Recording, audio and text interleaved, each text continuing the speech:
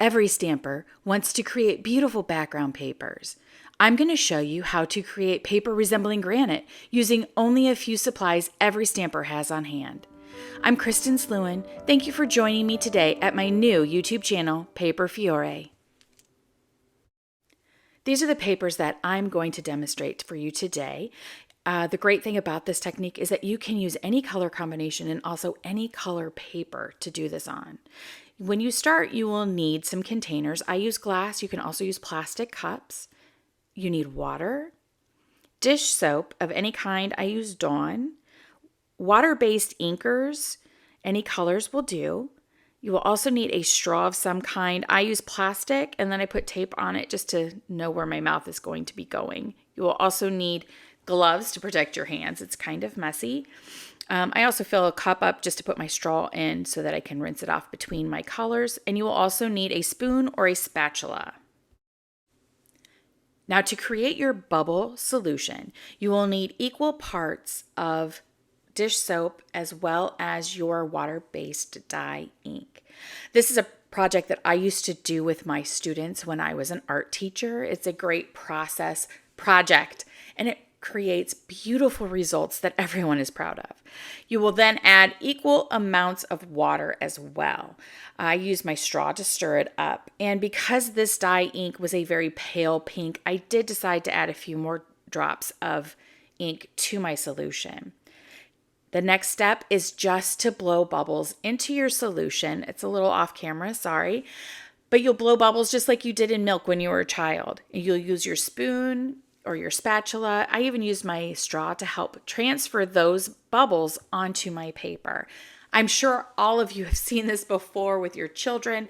They've probably made projects in preschool and in kindergarten with this, but you can create absolutely gorgeous papers with this technique. Now on this, I didn't get the video of my second color, but there are two colors now down on there, the pale pink and a darker pink. Now I am using orange. So I'm keeping in the warm colors, but you could really use any colors that you want when you are creating these papers. The process is just layering the bubbles on top.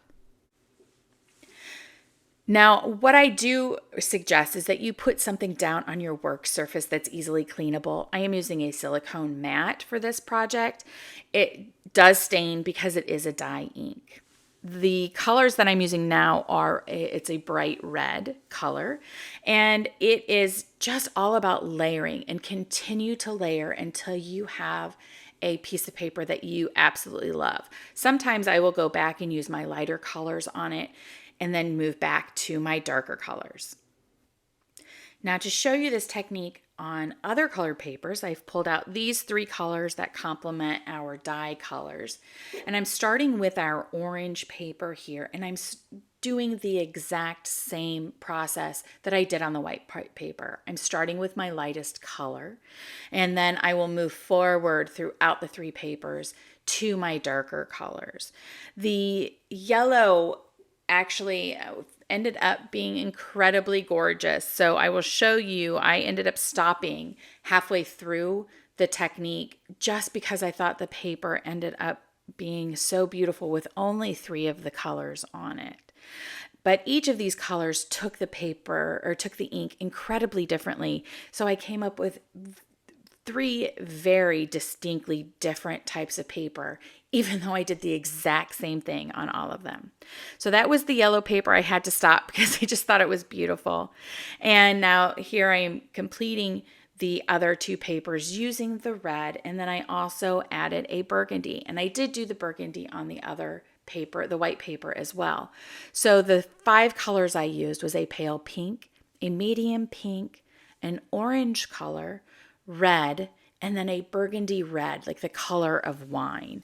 So I did complete all five colors on all of my pieces of paper so that you could see how different they all look when you are done. Another way that you can get your bubbles onto your paper instead of using the spatula or the spoon, I chose to do with these smaller pieces of paper, is once you have blown the bubbles and they're coming out of the top of the cup, just swipe your paper through the bubbles. It's like you're cutting the bubbles off of the top of the cup. And that will also be a great way to put the bubbles on your paper to create beautiful texture. We have now created 5 gorgeous pieces of granite cardstock. For this project today, we will only be using one of the pieces, and I have cut it down into A2 card front sizes. I will be using the Altenew Mega Happy die. The wonderful thing about this die is that you only need to use one A2 card front in order to make 2 distinct different cards. So I'm placing the die on my granite paper and I will tape it down to run it through my machine. I will also be cutting out 2 A2 white cardstock pieces as well. Using the negative granite paper, I will trace some of the edges of the letters that were die cut out so that I can ensure my die cut on my A2 piece will line up with my granite piece of paper. This way, when I create the dimension, I only have to do a minimal amount of trimming along the edges as I layer all of those pieces together. When I remove the pieces from the white cardstock, I am saving those words as well as the insides of those letters. This I will be using for my second card that I am making. After setting aside all the positive pieces, I will then begin to glue the negative pieces together. I use a liquid glue around the fine pieces so that they adhere well together, but then just a tape runner along the edges because that's all it really needs to stay together. When I glue them together, I want to make sure that the inside is lined up. I'm not really paying much attention to the outside because it will be trimmed off at the end of the day, just to make sure that all of those edges are nice and straight. So again, I'm using the liquid glue around the word, but then I'll use the tape glue along the straight edges so that it will adhere all together. Once I line up my granite paper with the word, I will take a clear acrylic block and place a paperweight on top of it. Now remember all those little pieces I had you save when we were die cutting out the word happy? Now we get to assemble them. It may seem like it's a little fiddly, but truly it helps with the dimension of this card and you will not regret doing it. Line up all of your shapes together with their granite piece and then use a liquid adhesive to glue them all together. You should have all of the pieces for each of the letters that have a negative space. Set them aside when you are completed, and then we're going to pull out the sentiment that we're going to add to the word happy. I am using the Altenew sentiment strips, and I'm using the sentiment strip that says, "You make me." Generally, when I do my sentiment strips, I do like to stamp it 2 times. I know it seems redundant, but just in case the first one isn't done nicely, I have something to choose from. So that is just a practice that I tend to do. Once I have my sentiments stamped, say that 5 times fast, I will trim them out to make for my card front. If the other stamped image is acceptable, I will save it and put it in my scrap bin. You can never have too many sentiments stamped out, in my opinion. I'm using an A2 card base with the card fold at the top. And now I'm going to adhere my card front. I am using the glue runner along, again, the straight edges, but using the liquid adhesive around the negative space that's been cut out by the die cuts. I really like the liquid adhesive around there. I feel that it just makes everything sit down nice and flat, and that's really what you want for your card front.